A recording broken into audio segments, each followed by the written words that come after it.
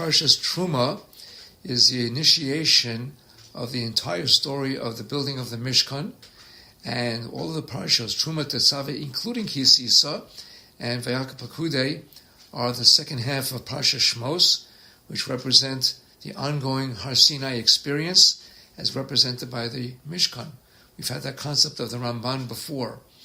The aspects and the intricacies and all of the different particular features of the Mishkan are so vast, are so wide, as the Mefarshim say, they represent Brias HaOlam. And there's so much to talk about, besides the fact that they're my favorite parshas, because my Bar Mitzvah parshas are in the middle of there, and also because 30 or 40 years ago I bought this beautiful sefer, which I've shown to all of the Einiklach, I think, of the Kelim HaMishkan, all the parts of the Mishkan and the Mishkan.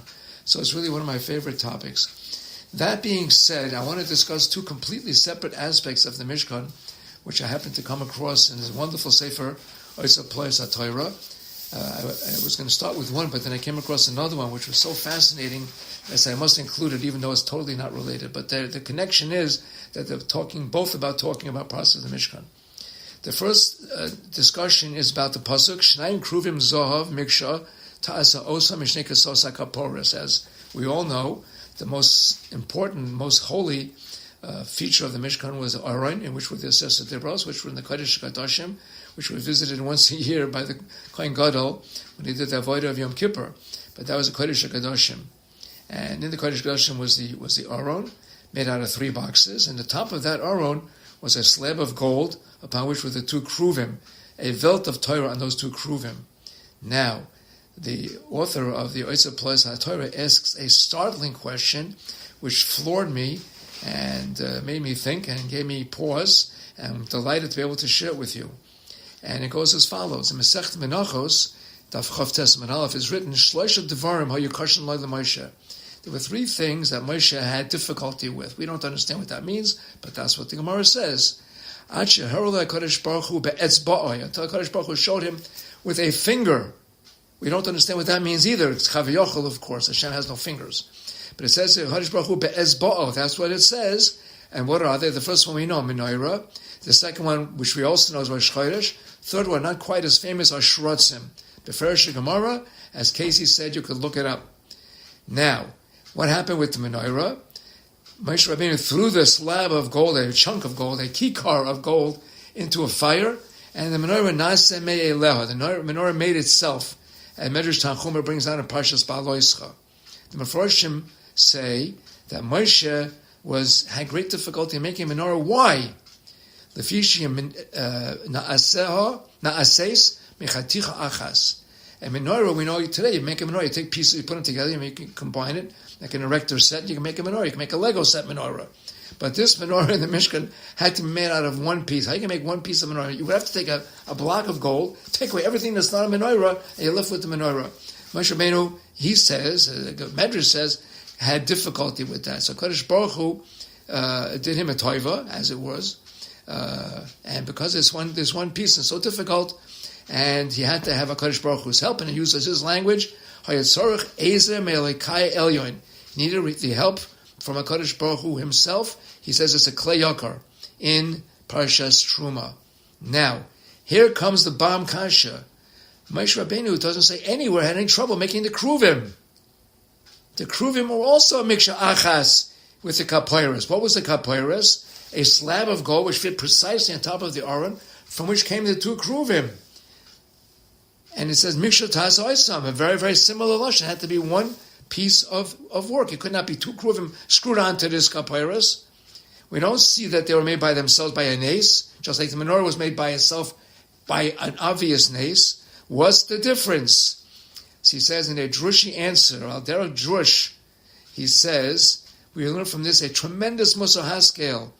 What inyan? The inyan of Chinuch Habanim, educating our children. What were the kruvim? The kruvim had a dmus of 2 tinoikas, the Beferish Gemara in Sukkah, Daf Hey. And the Torah's Maramis to us in this tremendous accomplishment of making this structure, this item, this kli of the Beis HaMikdash, and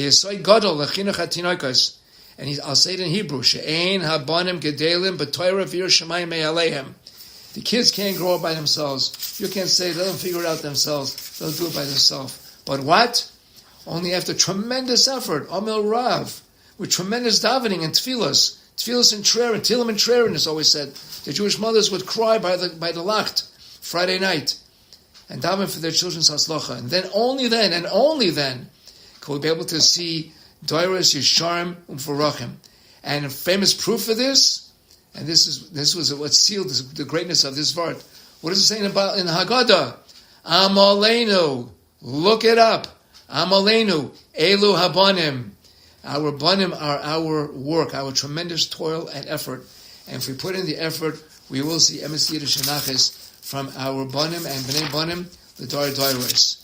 Now, another feature of the Mishkan with the Atzei Shitim, the building of the Heichal had to be made out of Atzei Shitim. Not only was the Mishkan made out of Atzei Shitim, but the Aron was made of Atzei Shitim. So in fact, the two topics are very closely related.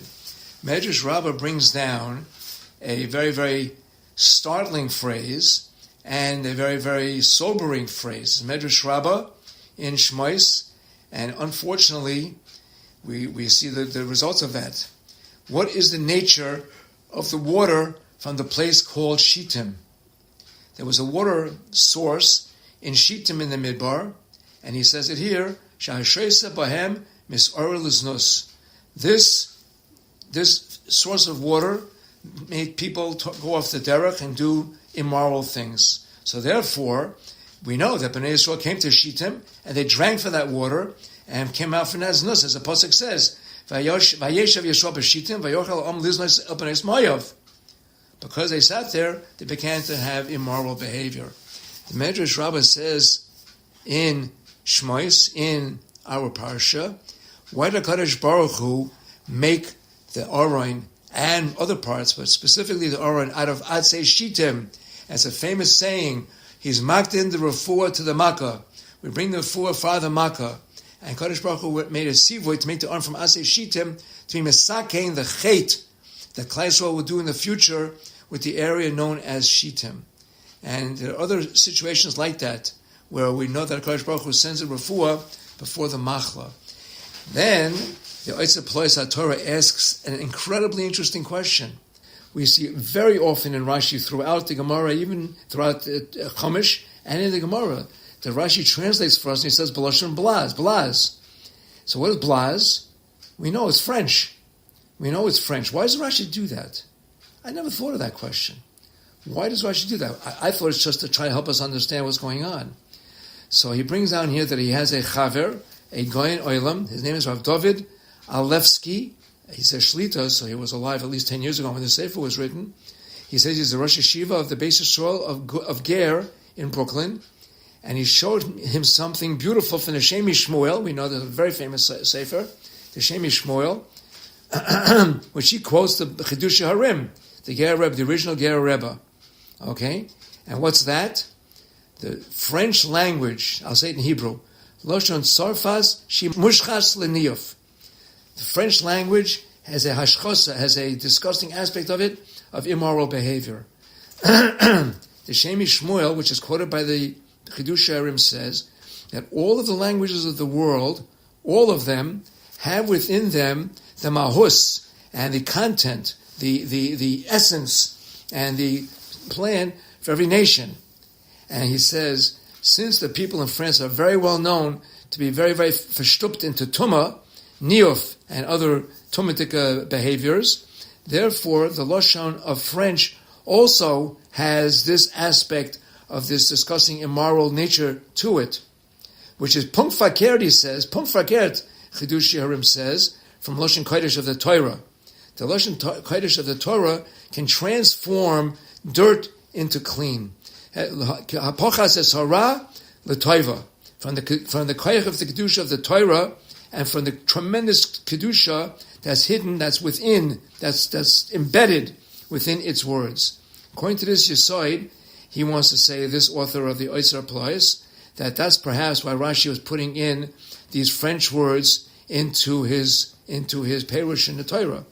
So even though his he's bringing down the French words, but the fact is that he's incorporating it into Lashon HaKodesh. This will be metaher, that part of the language that he's using, and it's a refuah for this disgusting language. I never even heard of that, never thought of it, and perhaps Rashi was thinking of this very same medrash that we had just a minute ago by the Atzei Shittim, and that's what the Shemi Shmuel says. So he says here, that's why Kodesh Baruch Hu made the Aron of Atzei Shittim. In the schus of the Torah that was within the Aron, all of the Atzei Shittim in the world will be cured, and will have a chait that they did will be cured. So I thought that was a fascinating insight, both on the Atzei Shittim aspect as well as this fact of Rashi, which I've known my whole life, but never even gave it much thought, that this was a reason why Rashi would do that in order to be metaher, that which is tameh. And perhaps this gives us a good lesson in life. We have to work on improving ourselves, our behavior, our language. We're surrounded Nebuch, by people who use language which is unbelievable, and I shrink and I shudder when I hear how people are talking. You hear some of these young kids talking on the street. It's mamash, it's a pachad. And what we have to do is learn from them how to be better people, how to be upright people, and much more importantly, to be a people of a kedusha and tahara that HaKadosh Baruch Hu will be proud of us. Good Shabbos.